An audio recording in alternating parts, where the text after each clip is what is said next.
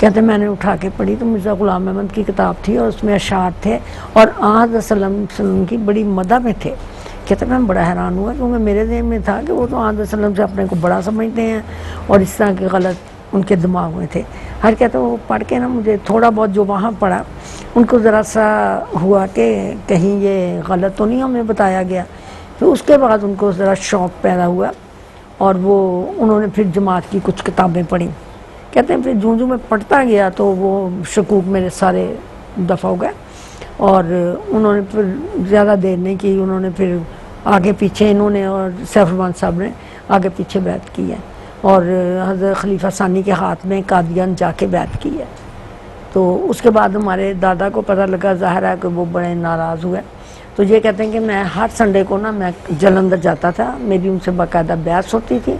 और मैं उनको कायल करने की कोशिश करता था क्योंकि अब इनको पढ़ने का चस्का पड़ गया था जमशी मौत की किताबों का, तो इनको हर चीज़ का जवाब आता था। कहते फिर वो जवाब नहीं दे सकते थे। आखिर एक उन्होंने तंग आके कहा कि चले मैं ये मानता हूँ कि ईसा ने आसमान से नहीं आना, ईसा अलैहिस्सलाम ने, मैं ये भी मान लेता हूँ कि मिर्ज़ा ग़ुलाम अहमद झूठे नहीं हैं, लेकिन मैं ये बैत नहीं करूँगा। इन्होंने कहा कि ठीक है। उसके बाद उन्होंने बल्कि जब शुरू में उन्होंने इन्हें धमकी दी एक दफ़ा कि मैं तुम्हें आग कर दूँगा अपनी जायदाद से, तो ये कहते हैं कि मैं खुद ही गया, जाके जो ऑफिस वगैरह में जो कार्रवाई होती थी वो करके खुद ही लिख दिया कि मैं अपने हिस्से से दस्तबरदार होता हूँ और उसको स्टैम्प करके तो उनको वालिद साहब को दे दिया, दादा जान को। कहते वो उनकी आंखों में आंसू आ गए। उन्होंने कहा मैं तो ऐसे तुम्हें धमकी देता था, इसमें कुछ दिल से तो नहीं कह रहा था, लेकिन उन्होंने कहा कि बस अब ख़त्म है, मुझे कोई नहीं चाहिए, ये दुनियावी चीज़ें ये रखें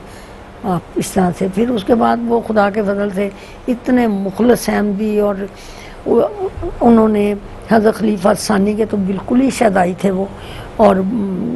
जमात के जमशी मौत के उनकी ये हालत थी कि आद वसल्लम का तो नाम आए तो उनकी फ़ौरन आवाज़ भर आ जाती थी और जमशी मौत के लिए वो कभी फिर उनके दिल में वो नहीं हुआ कि कोई शुबा की गुंजाइश नहीं रही। फिर ये था कि उन्होंने उनकी तबलीग से हमारी अम्मा जी अहमदी हुई फ़ौरन। आपके बच्चे आपकी शहादत को अपने लिए एक एजाज़ समझते हैं, वो आपके बारे में बताते हैं। हुजूर ने मुझसे कहा कि आपके वालिद साहब का बहुत अफसोस है, लेकिन जो शहादत है उसकी मैं आपको मुबारकबाद देता हूँ। बस मेरे लिए तो इससे बढ़ के क्या है कि खलीफा वक्त ने मुझे मुबारकबाद दी है उनकी शहादत की,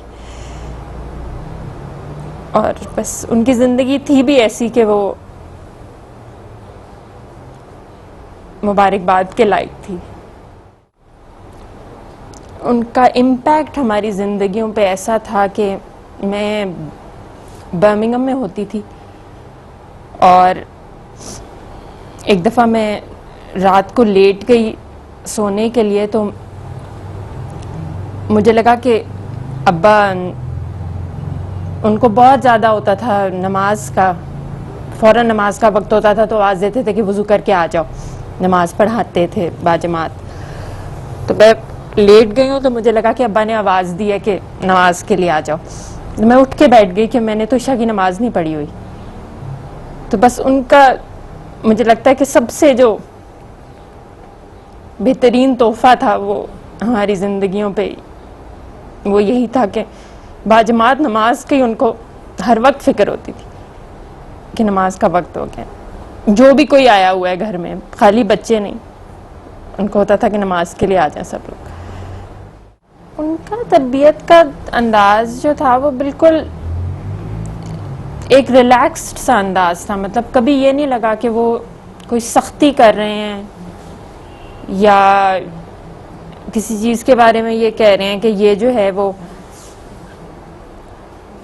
मस्ट है या इस तरह करनी है या उस तरह करनी है। मतलब हर वक्त अपने साथ लेके चलते थे। सैरों पे जा रहे हैं और रास्ते में दुआएं याद करवाते हुए जा रहे हैं, लंबे सफ़र पे जा रहे हैं, गिलगित वगैरह जाना है, उसके दौरान में हमें मुख्तलिफ दुआएं याद करवाते रहते थे, खुद रिपीट करते थे, साथ हम रिपीट करते रहते थे। तो उनका एक बहुत रिलैक्स्ड सा अंदाज था जिसमें साथ साथ तरबियत भी होती जाती थी और साथ साथ वो महसूस नहीं होता था कि वो हमारे लिए कोई बड़ा कोई वो हो रहा है कि यहाँ पे बैठ के इतने दिन तुमने ये फलां चीज़ याद करनी है, कुछ ऐसा नहीं था उनका अंदाज।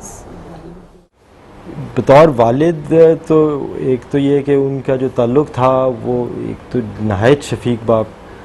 उन्होंने, और उनका जो ताल्लुक़ था एक बहुत दोस्ताना ताल्लुक़ था। वो घर में बैठे बच्चों के साथ, और बहुत एक तो उनके अंदर एक सेंस ऑफ ह्यूमर जो था ना, उनकी जो विट थी, वो एक ऐसी चीज़ है कि जो कि हम उनकी महफिल में आप बैठे हुए ये मुमकिन नहीं था कि आप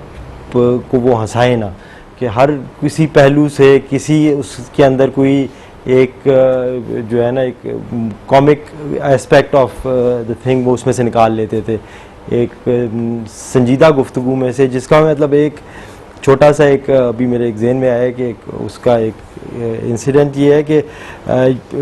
ये रमज़ान ईद छोटी ईद जो है, उस ईद उल फितर के मौके पे ये जो मॉडल टाउन के अंदर काफ़ी एक कुछ टेंशन सा माहौल चल रहा था कि मौलवी कह रहे थे कि हम सामने वाली ग्राउंड में नमाज़ पढ़ेंगे, और इस किस्म के सारे हालात थे। ऑल्दो मैं और वालिद साहब उस वक़्त मस्जिद मुबारक रवा में इत्काफ़ कर रहे थे, तो उधर इत्तला मिली थी दुआ की, जो भी अब्बा ने उनको मतलब किसी के थ्रू पैगाम भी भिजवाया कि अल्लाह ताला फजल करेगा, आप लोग बहुत सब्र से काम लें। बहरहाल उसमें वापस जब हम आए तो सीधा रवा से वापसी पे मैं और वालिद साहब सीधा पहले बैतुन्नूर ही गए, घर आने से पहले उधर गए। उधर सारे खुदाम जमा हुए थे, उनका सारा ज़ाहिर थोड़ा सा एक टेंस माहौल था, जो कि अब्बा ने जाते ही उसको भांपा कि ये खुदाम जो हैं बड़ी तरह टेंस से हुए हैं। तो वो जाते ही वो उनको रिपोर्ट दी गई कि जी ये प्रिकॉशनरी मेजर्स ली जा रही हैं, तो इस तरह से हम कर रहे हैं कि अब तो उसके ऊपर उनको बताया गया कि सामने ग्राउंड के अंदर हमने पानी छोड़ दिया है। तो उस पर वो हंस के कहते हैं कि अंज